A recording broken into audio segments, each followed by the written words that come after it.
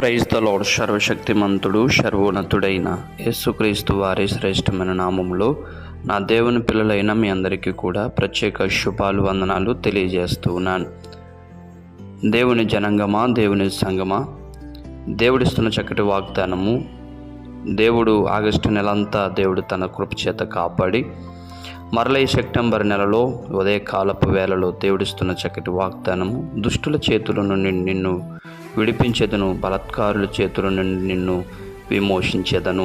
ఇర్మీయా గ్రంథం 15వ అధ్యాయం 21వ వచనం ప్రకారముగా దేవుడు మనతో మాట్లాడుతున్నాడు.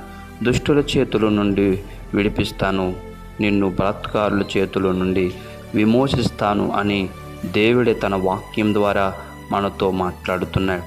దేవుడు ఎంత గొప్ప దేవుడు అంటే, ఒకవేళ ఆగస్టు నెలంతా కూడా మరి ఇబ్బందులతోనూ, శోధనలతోనూ, నెమ్మది లేని పరిస్థితులతోనూ, అవమానపు జీవితంతో ఉన్నావేమో, భయపడవద్దు.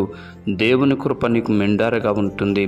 ఏ దుష్టుల చేతిలో పడి నీ జీవితాన్ని ఇబ్బందులు చేసుకున్నారో, లేకపోతే శోధన పాలు, అప్పుల పాలు అయ్యి ఇబ్బంది పడుతున్నారేమో, భయపడవద్దు. దేవుడు అంటున్నాడు, దుష్టుల చేతిలో నుండి నిన్ను విడిపిస్తాను. తర్వాత బలాత్కారుల చేతుల నుండి నిన్ను నేను విమోచించి బయటకు తీసుకుని వస్తాను.